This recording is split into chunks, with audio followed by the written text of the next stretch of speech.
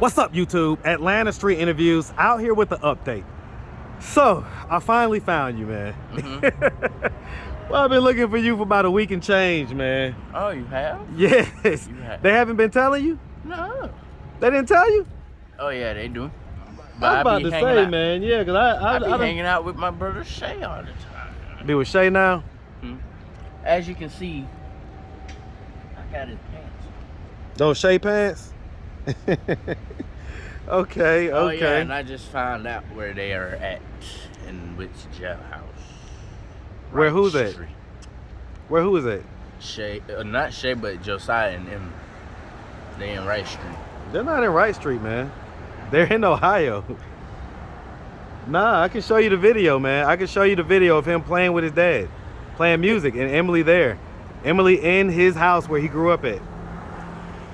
I can show you the video right now. He has a house down here too. No, listen to me. He's 100% up in Ohio. Okay, they're up in Ohio. I can show you the video right now. Okay, who told you they was in Wright Street? Was that Shay? No, my buddy Man that should be standing right over there. Yeah, you can't listen to these folks, man. Can't listen to these folks, man. So listen, how you been, man? How's everything been? Good. I just signed myself up for all men's warm shelter. Okay, that's a good thing, man. It's definitely getting cold out here. At that church right there. Okay, so here at the church? I sort of kind of might have got stuck out here in the rain too. Yeah, that'll suck, man.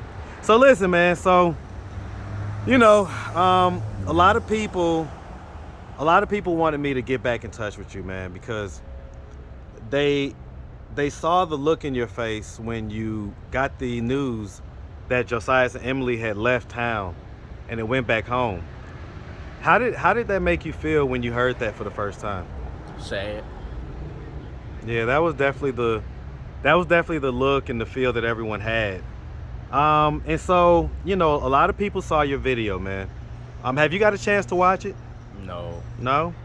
So a lot of people saw your video. A lot of people hit me up wanting to help you, offering you shelter. I'm gonna start right there. You know, if someone were to have shelter here, were to have a house that you could stay at, would you be willing to go? Yes. Okay, well, we definitely have a few people that have expressed interest in that. All right? Now, let's get to the meat and potatoes, right? So one of the people that hit me up was actually your sister. Okay? And she gave me the rundown on your real story. Now, you know I love y'all, like y'all my little bros and little sis and stuff. But I also know that y'all be lying. Okay? And yeah, I get it, man. It's a coping mechanism because you have a rough story. But the truth is that you're not from Miami. You're from here. You're from Atlanta. And that basically you only have one sister. She's a lot older than you. Your mom's still alive. Okay? I guess she was on crack and things like that when she had you. She still is. And so she basically told me, man, that for the most part, you grew up in an adopted family.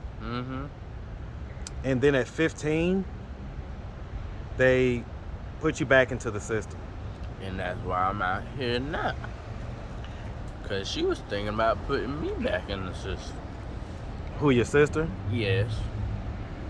Because when she brought me back down here to downtown for my appointment at 10th Park Place, that's when I dipped off on her.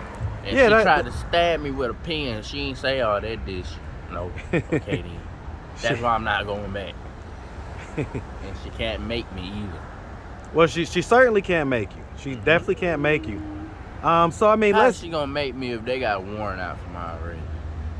Well, let's talk about some of what happened, though, man. Let's see if we can kind of unravel some of this. So she said that your foster family gave you back up at 15. Why did they give you back up? Because I wasn't listening or following directions in school. Was there anything that took place or any incidents that happened that Probably caused... me breaking in stuff too much. What was you breaking into? Like stores. You was stealing and stuff like that? Mm-hmm. Why was you doing that stuff? Because I was basically helping out this family that just moved in town, and she want to get mad. They got mad at me, so they put me back up in the foster care. Your sister said that there was some incident involving you maybe dealing with one of the kids in the house in a sexual way. Probably my cousin. That ain't my fault. She was freaky. Tell me what happened. One time I was asleep in the room upstairs. She comes in there and lay in the bed with me. Then all of a sudden I didn't know what I was doing. I was just laying there asleep. How old were you at the time? Probably about like 16, and she was 20. So are you talking about with your adopted family, or are you talking about with your biological family? My adopted family. Well, she said that you left there when you was 15. Yeah, then I 15 came back. You say you came back? Yes. To the adopted family? Yes. They gave me up to my adopted grandmother. And so you say that a cousin was in the house? Yes. And I guess this was an adopted cousin? Yes. Okay. And she was 20? Yes. And what happened? Then I woke up, then she was right there next to me laying in the bed. Did y'all have sex? I don't know, because I was asleep. So what did they say? What did they blame you for? What did they accuse you of? A lot of things. Tell me. I can't remember.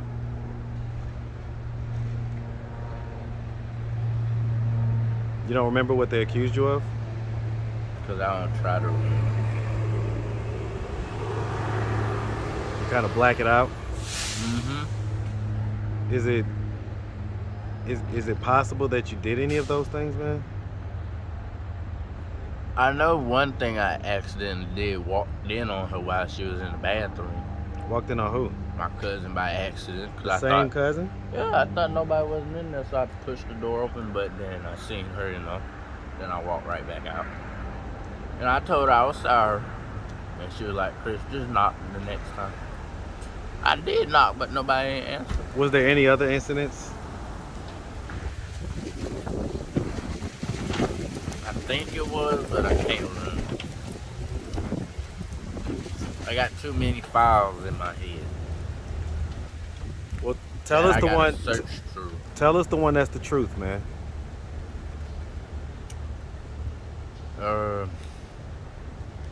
There was sexual things going on in the house. Just me and her. Maybe even the other dude, Xavier. How old was Xavier? 21. And this is the same cousin we're talking about? Mm-hmm. And so what were y'all doing? Nah. That's my buddy Mitch. It's all good. What were y'all doing? We got high at the point, then we just started doing stuff out of nowhere. What was y'all getting high on? Weed. Weed? Because I forgot that he had some, and I had a little bit from before I came there. So let me ask, when was the first time that you did hard, man? Huh? How old were you the first age that you did hard? Hard? Yes. The age I'm at now? So you just started this year? Yeah. What made you start smoking that, man? My mama. What do you mean? Seeing her doing it. So I basically followed behind in her footsteps. Why? Because you saw what it did to her. Yeah, and she's still doing it till this day. So every time she pick up that pipe, I pick one up. And I ain't lying about it either. Even if I'm looking away from the camera. So your sister also alluded to the fact that maybe some things happened while you was at her house as well. Ah, bullshit. Something with some younger kids? Bullshit. She gonna try to say I tried to rape my little 4-year-old nephew, and that shit didn't happen. So what happened? And they gonna keep saying, oh, I tried to make him touch my dick, but it didn't happen. He did that shit on his own. I keep trying to tell him that. So tell me what happened. Like, I was asleep in her room. He comes in there and goes under the cover of his damn self. And then my older nephew catches him, and then he gonna be like, oh, Chris in here trying to get him to touch his dick. And that's one reason why I'm not going back to the house. Okay, they said when I get there, they gonna beat my ass, so that's why I'm not going nowhere. Who said that? My auntie, and Nairo, all of them said they gonna beat my ass. And if they touch me, I'ma cut them. So I mean, that's the reason why I don't like being there, cause that's all they do is beat on me. And don't try to help me with nothing. So I mean, just to fill out the story for the audience. So again, you know, it sounds like your adopted family gave you back up to the state at 15. Mm-hmm. And it sounds like you was kind of in and out of the system up to 18. And then at 18, that's when you finally got up with your sister? Yeah. Your actual biological sister? Yeah, because when I was in that group home somewhere in Georgia, they said when I turned 18, I can go home. And when I turned 18, that's when I went home. So you didn't really, beat on me. So you didn't really live with your biological family for that long before you came out here on the streets. I didn't even know who they was when I first got in defect. How does that make you feel, man? Mad. I'd rather be with my daddy, but I don't know who he is either. And they won't tell me where he at either. Because if I had a dad in my life, I wouldn't be acting like this. Everybody else in the family got a dad in their life. I don't.